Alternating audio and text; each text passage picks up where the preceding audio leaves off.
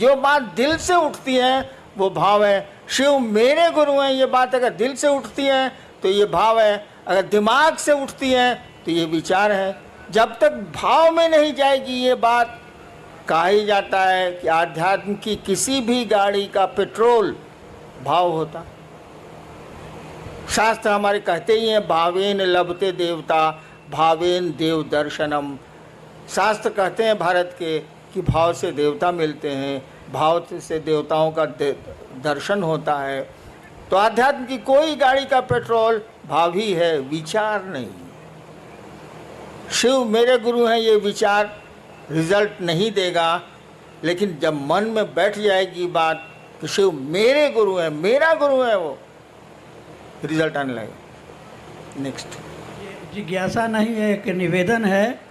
मध्य प्रदेश से रीवा से भाई अशोक आप लिख रहे हैं कि आज 3 साल से रीवा वो सिद्धि जिला में महादेव का काम हम लोग कर रहे हैं।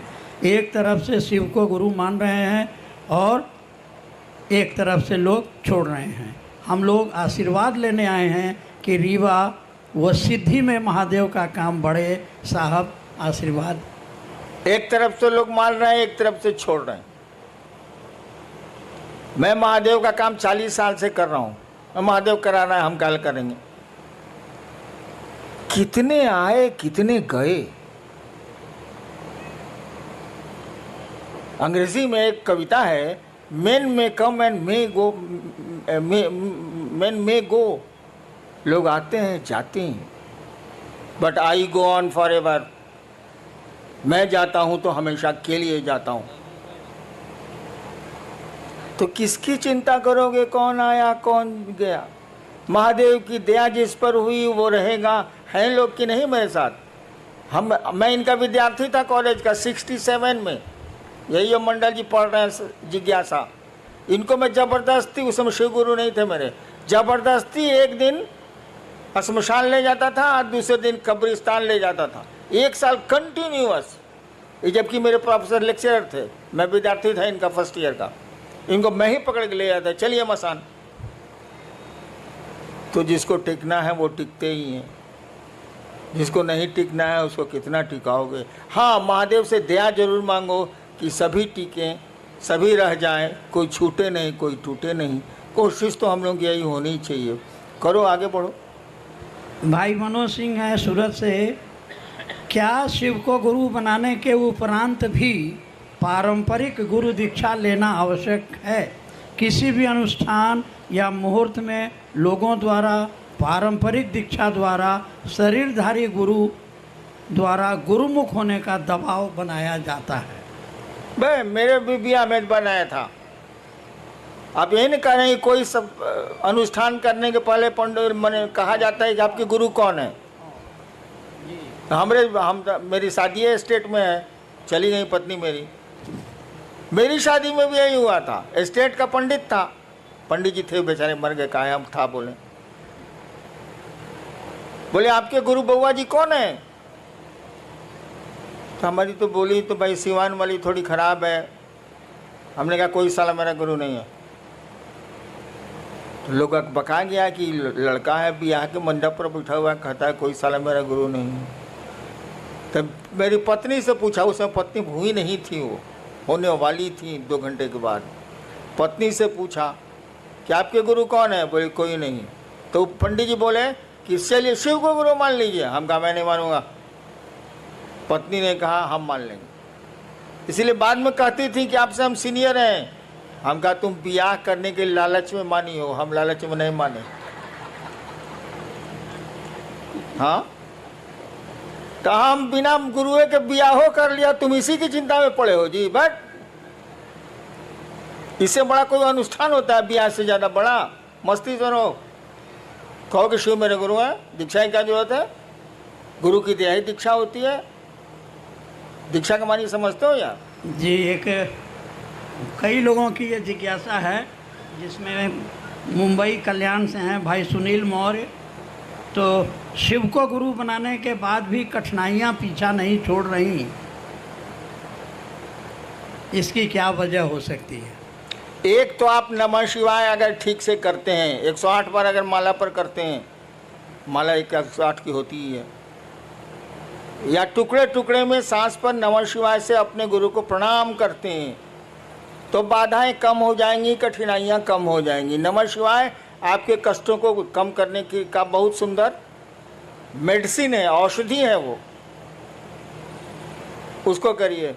और जहाँ तक कठिनाइयों का सवाल है, जान लीजिए इस जगत में कोई आया है तो उसको ज़िंदगी में अच्छी खराब दोनों सड़कें मिलनी ही मिलनी है,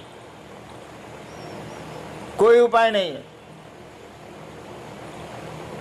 आपकी ज़िंदगी के रास्ते उबड़ खाबड़ मिलेंगे ही मिलेंगे, अच्छे 4 लेन भी मिलेंगे उसमें, लेकिन ज़्यादा खतरा यही है कि उसमें उबड़ खाबड़ ही रास्ते मिलेंगे आपको ज़िंदगी में। चलना तो पड़ेगा ही पड़ेगा। होशियारी इतनी ही है कि सवारी बढ़िया कर लीजिए। अगर ट्रैक्टर से जा रहे हैं उबड़ खाबड़ में तो कमर टेढ़ी हो जाएगी। स्कॉर्पियो से चले जाइए तो कमर नहीं टेढ़ी होगी, खाली जर्क महसूस होगा। तो ज़िंदगी के रास्ते तो उबड़ खाबड़ मिलेंगे, सवारी ठीक कीजिए, शिव की सवारी लीजिए। जर्क तो उसके बाद भी महसूस होगा, लेकिन कमर टेढ़ी नहीं होगी।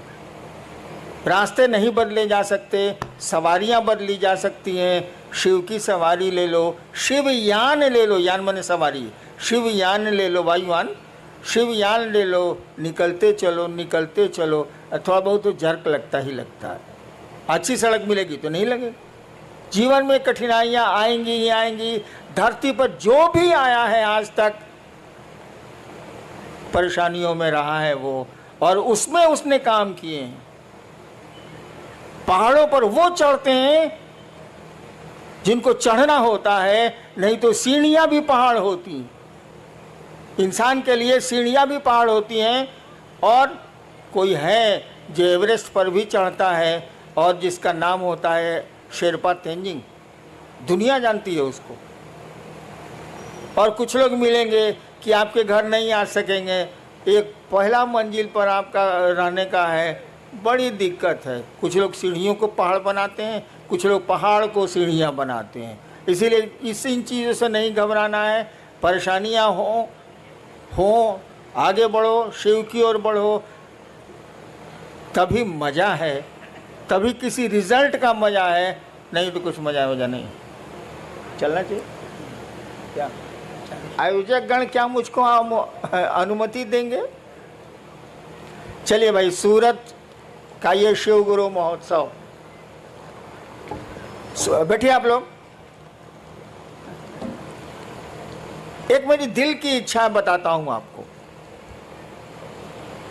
शायद पूरी हो पाए या नहीं, आप कर पाए कि नहीं। सूरत में मैं शिव की सूरत देखना चाहता हूं, उस महादेव की।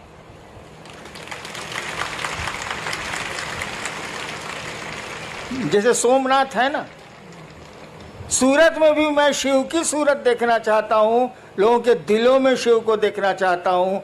आप मदद करें, आप सहयोग करें, महादेव दया करें। आपको प्रणाम। भजन शुरू करो, आभार करो। रेडी?